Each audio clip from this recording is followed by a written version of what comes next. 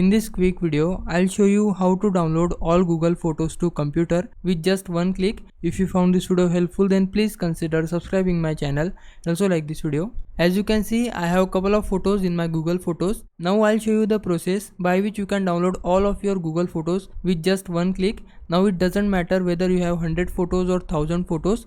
So to download your photos, firstly select your first image from Google Photos. Then scroll down to the bottom until you find your last image. This is my last image. Now all we need to do is hold shift on your keyboard and click on the last image. What it will do is it will select all of your images at once. Then tap on these three dots which is in top right corner.